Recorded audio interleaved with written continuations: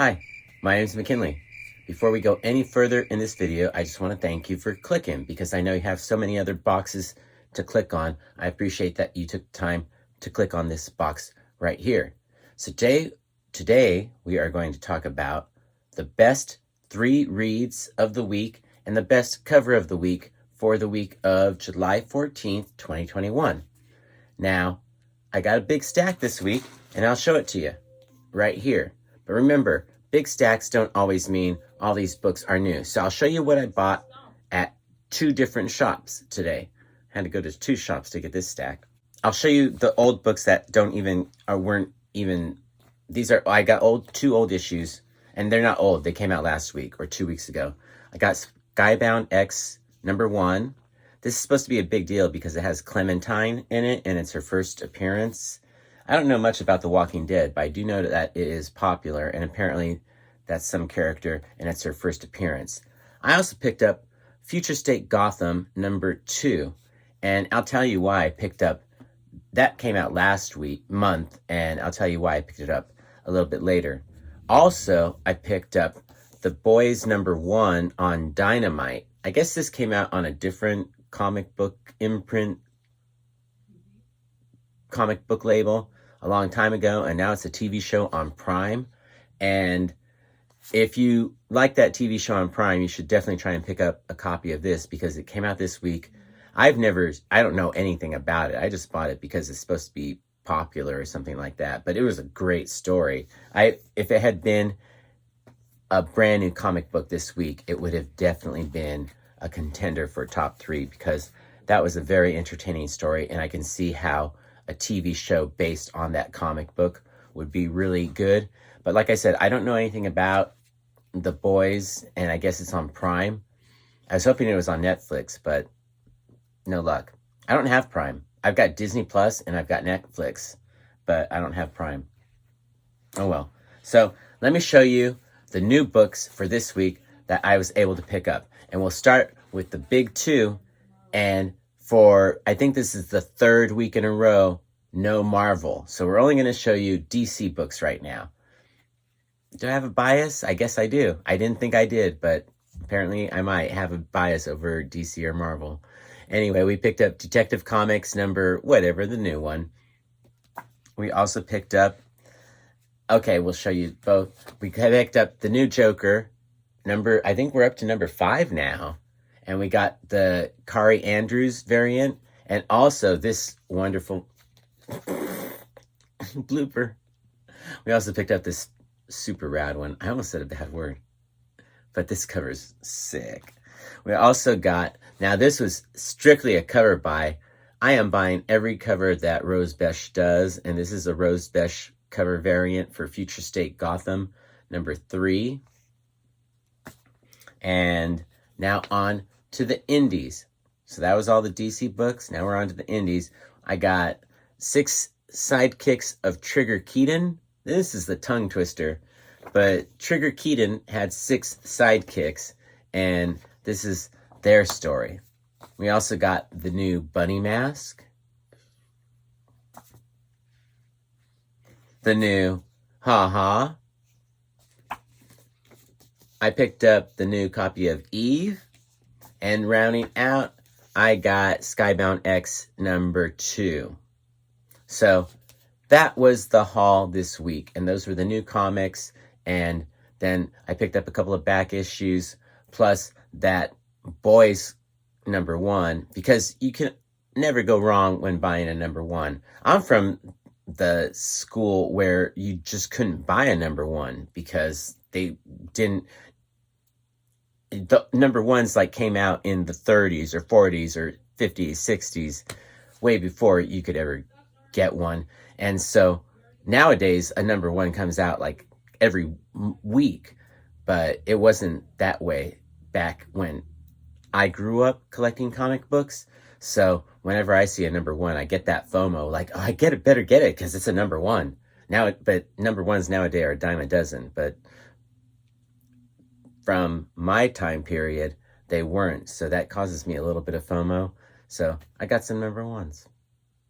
All right. So now that I told you about my #1 purchases, let's talk about the best cover of the week. Now, this was really hard for me because I really, really, really like this Sean Phillips Joker 5 cover variant. I thought this was really nice.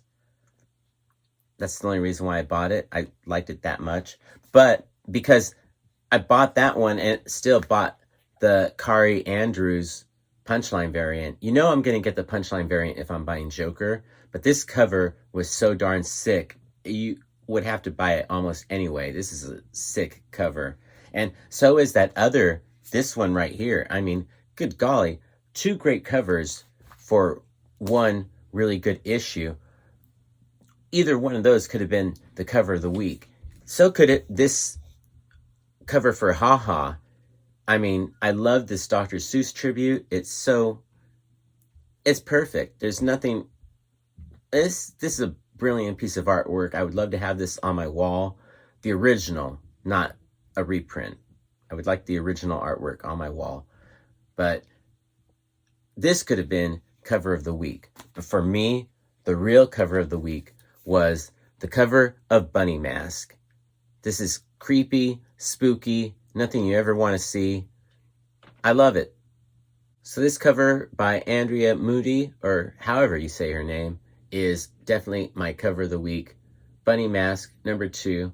Still a freaky comic that will lead you to nightmares. Now, before I talk about the 3 best reads of the week, I want to talk about the best value for money comic this week. VFM, value for money. If you could only buy one comic book this week, I would highly recommend picking up Skybound X, number 2. I think that's the full title, Skybound X. Robert Kirkman's imprint, part of the Image Comics imprint publishing house, however way you want to say it. But in any case, there's 4 great stories by some of the top creators at the top of their game, showing off their stuff in this $4.99 perfectly bound comic on nice paper. It is great value for money, great stories. I think this is coming out every 2 weeks right now. But if you could only buy one comic book for $4.99, this cannot be beat. Such a great value. And that's why I wanted to give it a special mention as the best value for money comic. VFM, value for money. Best value for money comic this week. Well, now that we talked about the best value for money comic of the week, let's talk about my 3 favorite reads of the week. And coming in at number 3 is a tie, because I really liked Eve. Eve is a great story about a young woman who is supposed to save the planet Earth. Her dad is up on a broken down space station, somehow guiding this all, but she doesn't know that. So, spoiler alerts, I should have mentioned that before I started talking about the plot. But it's a really good story. When you're reading it, you know it's going to become something like a Netflix 10-episode series or a movie or something like that. It is written like that, has that quality of being a really interesting movie, just like it is an interesting comic book. It has funny moments, but those are the dramatic tension breakers, those little kind of ha-ha moments. Nothing that really has you laughing out loud like 6 Sidekicks of Trigger Keaton did.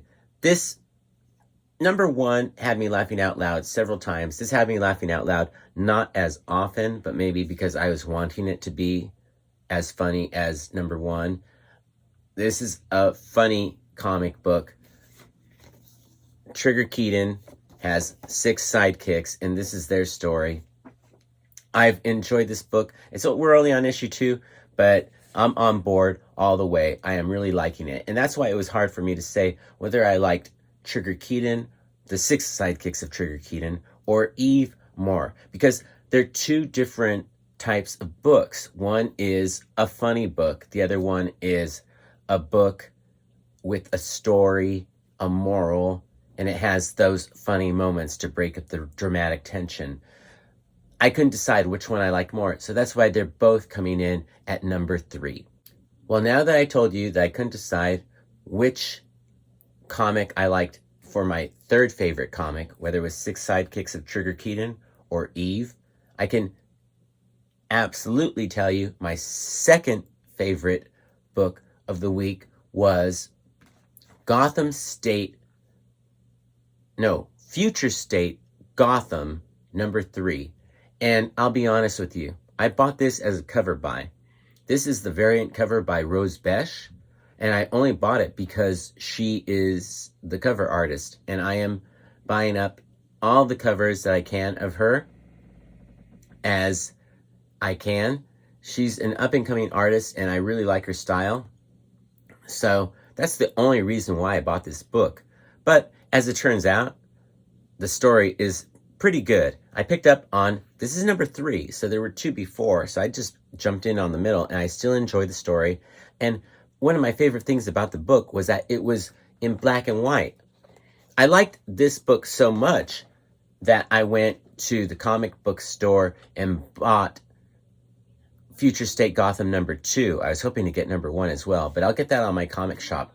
But this is a black and white comic book. I wasn't sure if it was just this issue, or if it was. And I bought issue 2, as you can tell from my haul earlier, and it is a black and white comic book. I also like this book because it had a punchlines in it. I wasn't expecting that, so that was a surprise for me. And what really put this book in the top 3 for me was the fact that it had a B story called Punchline, but she's not in it. It's a Harley Quinn story, but it's a Harley Quinn story with no words. And if you know anything about me, if you've seen all my previous videos, you know I love silent comics like Haha 3, and I'm obsessed with getting that, G.I. Joe 21? Silent comics are a very big appealing thing to me because I do Bunny and Bear, and that's a silent comic as well. So I really like being able to tell a story with no words. So that's why, one of the reasons that put it into the top 2, number 2 for me, because it had the silent comic, and then it had a good story, and the story wasn't as good as the art in black and white. And that's what I really liked about Future State Gotham number 3. And that's why it came in at number 2 for second best read of the week. So let's talk about my favorite book of the week. Number 1, Punchline number 5. You all know, oh, damn it. The Joker number 5. This was a great book. And you're looking at the Kari Andrews B cover. I also got the Sean Phillips, I guess that's the C cover. The only reason this book is in the number 1 position is because of the Tiny Onion himself. James Tynion wrote a great Gordon story for the A story. It has a B story with Punchline, and you know how big of a fan I am of Punchline. You know I love anything Punchline, but the B story was not that great. Be honest. Don't play favorites, even though it does seem like it because I love the Bat family. But the B story was not that great. Even despite that fact, the A story with Gordon was really, really good. And just on the strength of that alone, it made it stand out above every other comic this week for me with the stack that I brought home this week. I really enjoyed the story a lot, and after I read it, there was just no way that it was one of the last. I saved it. I read it right. I saved it for almost it was second to last. The last book I read was Skybound X number 2, which was a great value for money comic. But the best entertaining story this week, without a doubt, was The Joker number 5 with that Tiny Onion coming through again. He's such a great writer. Well, those are my top 3 reads of the week. Maybe top 4 reads of the week, right? and my favorite cover of the week.